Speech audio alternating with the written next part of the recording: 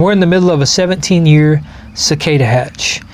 Every 17 years, millions of these little bugs, these larvae, they crawl out of the ground and they morph into a giant flying insect. And they are extremely annoying. As a matter of fact, I had to wait until the evening to film this video because they're so loud during the day. If I was to film it during the day, you wouldn't be able to hear a word I'm saying.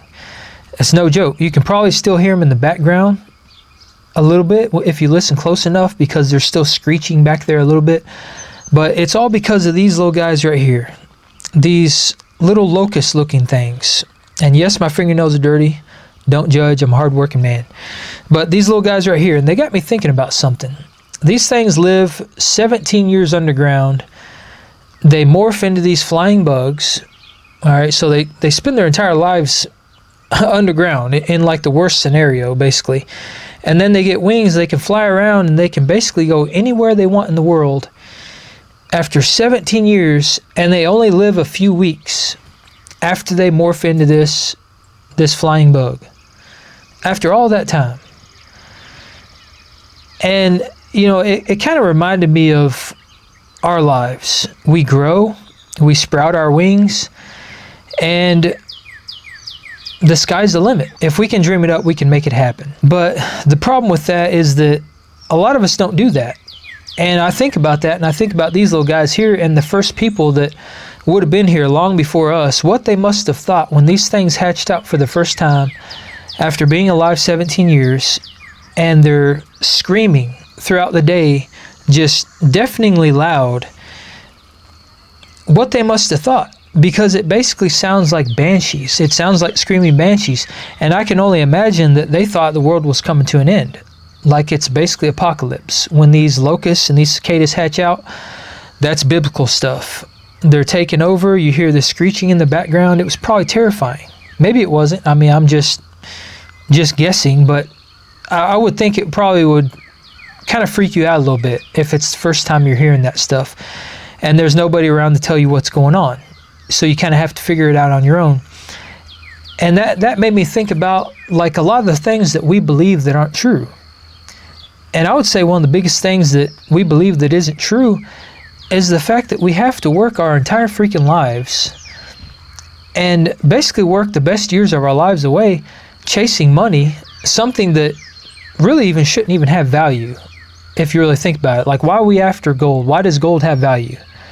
And you could say, oh, it's because, you know, we use it for industrial stuff, electronics, jewelry, all this stuff, but that's not really the reason why. The reason why it has value is because somebody somewhere said it has value because of these properties, or because it can be used for jewelry, or because it's rare. But somebody said it has value, therefore it has value. And in short, gold and money has value because it's just the way things are. It's the way society is set up. And these are the things that we tell ourselves. It's just the way things are. We have to work our entire lives chasing money until we're old enough to retire, until we're 65, because it's just the way things are. We have to pay taxes our entire lives and fork out what is probably half or more of our income so that the people at the top can get rich off of us, because they're basically using us as a means to make the top 1% or the top 0.1% even more wealthy, because that's just the way things are. But it doesn't have to be the way things are. And, you know, the thing about it is, the only reason we have to pay taxes and we have to get money and we have to do all these things is because we've been programmed to believe that. And that just goes to show you how well the programming has worked. The propaganda, the indoctrination, all this stuff has worked extremely well, and we all believe it's just the way things are. So we stay stuck in this rat race our entire lives, working our lives, again, the best years of our lives away, while we're in our prime, so that we can someday retire at the ripe old age of 65, so that we can get out and do all the things that we've been putting off our entire freaking lives. But just like these cicadas that hatch out every 17 years, live a couple weeks and die, that should not be the lives that we are destined to live. Because I'm a firm believer that each and every one of us, we're here for a purpose. But I believe that the purpose we're put here for is much greater than we give ourselves credit for. I think that if there's something that we can dream up it doesn't matter how big it is, we can achieve it. But it takes being able to go after it. It takes having the time and the capacity and the bandwidth to do that. But when you're stuck working a 9 to 5, you're stuck in the daily grind, and you're stuck chasing all these things that we believe are going to make us happy and that's going to fulfill us and that we believe we need to have, it takes us away from being able to pursue that dream. And that's a terrible thing, because if you think about our tiny, small fragment of an existence on this planet, we shouldn't squander that. We should make the most out of that we possibly can. We should get out of life everything that we can and live to our fullest potential. We should strive to find out what our purpose is, and we should go after it. We should not let these superficial things and these things that we've been programmed to believe hold us back. Because if we do, we're living just like these cicadas. We're living most of our lives underground, suppressed. We're being held beneath the people at the top. We're being held beneath ourselves for most of our life. And then all of a sudden at 65, we suddenly grow and sprout our wings. We become free and we fly around, and we enjoy this existence of what it should be like. We enjoy it for this very small fraction of time, this very small piece of our lives, and then we're gone. But the most important thing that we can do for ourselves is break away from that. And the only way to break away from that is to stop participating. If we don't want to pay taxes, or we want to pay less in taxes, there's only a couple options. It's either move to a country that has less taxation, or don't work as much and don't make as much money, or don't work at all.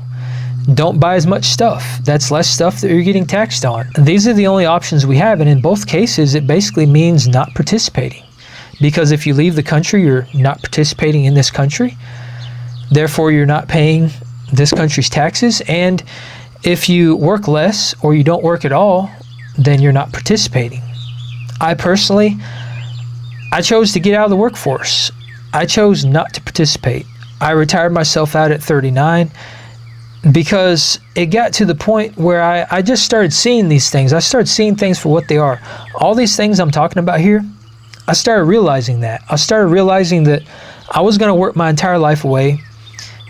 And if I made it to the age of retirement, I was going to get out and I wasn't going to be able to do any of the things that I had dreamed of doing. And one day, the pain of realizing this and continuing to work my life away was much worse than the pain that I would have experienced if I got out and I was dead broke and I had to struggle to make ends meet. And I knew at that moment, when that pain of continuing to do that thing, continuing to be trapped and stuck in the system, when it was worse than the alternative, then it was time for me to get out. And that's exactly what I did. It was a tough decision. I mean, I worked 20 years in that career, and I loved my job. I loved the people I worked with. I loved everything about it. But I did not love the fact that I was working my life away. And even though I loved the job, it still was taking me away from the things that I believed were more important. Because I believe that myself, just like everyone else in this world, is meant for greater, is meant for some greater purpose. And I wanted to be able to find out what that is and realize that purpose and make it happen. It was scary, and it's still scary. And I'm sure it's the same type of fear that these cicadas experience when they emerge from the ground and they sprout their wings and they're now exposed to all these new predators and this giant worlds around them. And they're probably completely clueless and lost and don't know which direction to go. And that's exactly what I experience. But that's life. I mean, that's life in general. Most of us are just flapping our wings, going where we think we need to go, just winging it, just trying to do the best with what we have. But you know what? We're not born with an instruction manual. And if we're doing our best and we believe we're doing what's right, that's good enough. And that's all any of us can actually ask for. And what this really all boils down to is just not letting anything restrain us.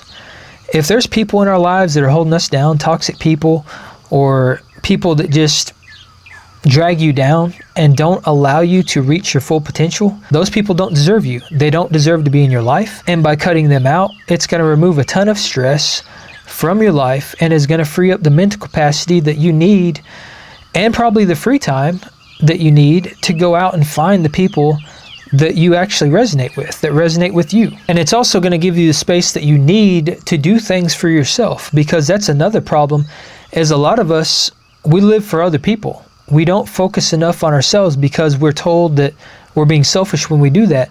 But it pays to be selfish. As long as you're being selfish for the right reasons and you're putting yourself first so that you can improve yourself, that means that you're going to become a better person.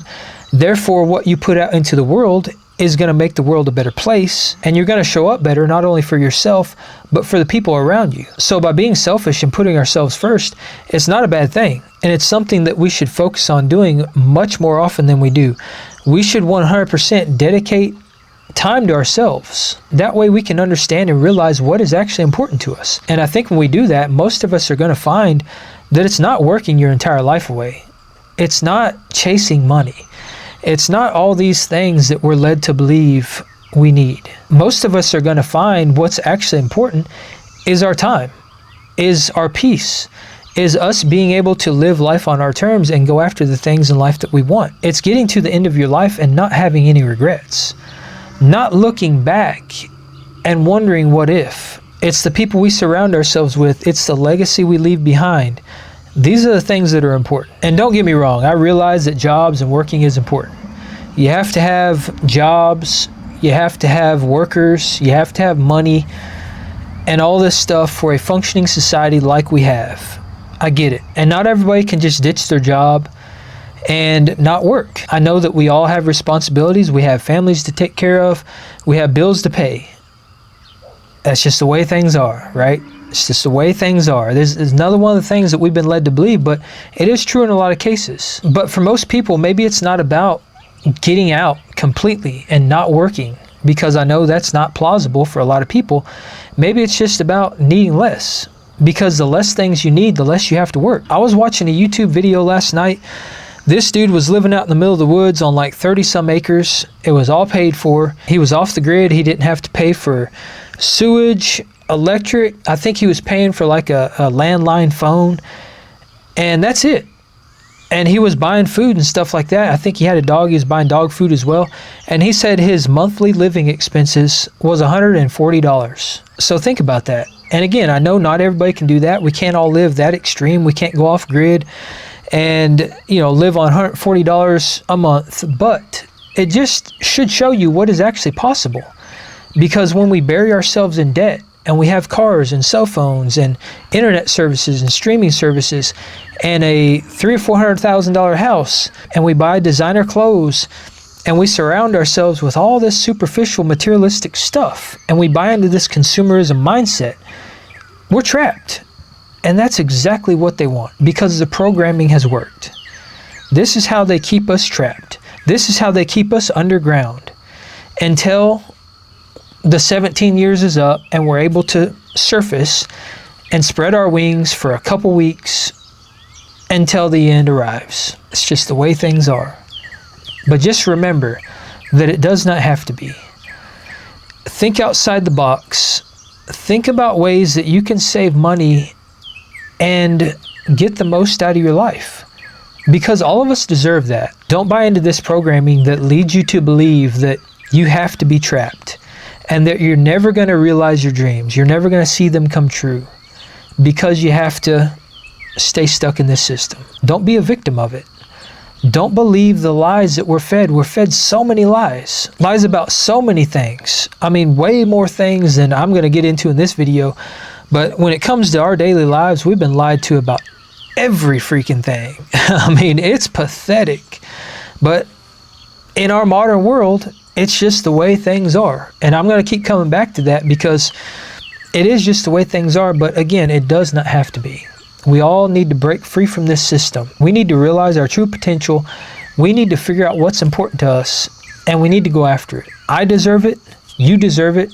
Everyone deserves this. Throughout all of history, humans have done great and amazing things. Look at Rome. Look at a lot of the ancient empires and the things that we built, the thriving civilizations, and all the things that are still standing today, thousands and thousands of years later. And now we're so much more sophisticated, yet if we all vanish tomorrow, the things that we built they'd be gone in a few hundred years. Even the biggest, tallest, most structurally sound skyscraper would be gone in a couple hundred years. So we like to think that in this modern society, we're so much better off and we're so much smarter, and that we're living this amazing life better than we've ever lived throughout all of history. But are we really? Or are we just being held back? In my personal opinion, I think we're being held back. And I think it's time to realize that, and it's time to do something about it. This is the second cicada hatch I've witnessed. The first time it happened, I was 23 years old. That was literally almost half my life ago. And if I'm lucky, maybe I'll get to experience 2 or 3 more. But each and every time I do, it's going to take me back to this place. And I'm going to think about how I didn't just allow things to be the way they are. I did something about it. And you should too. Be sure to share your thoughts on this in the comments below. If you have plans to break free and you're working on realizing your true potential and going after the things in life you want, share that with the community. Let everybody know what you're doing. Maybe it's going to spark an idea in somebody else's head and help them realize that, you know what, this is something I can do too. That we don't all need to be trapped, and we can actually make it work. We can reverse the timeline, rise to the surface, spread our wings, and get the most out of this world in just a couple years instead of 17. As always, I appreciate each and every one of y'all more than you could possibly know. This tribe, this community is growing every single day, and it's an amazing thing to see. Stay tuned, because there's some good stuff coming.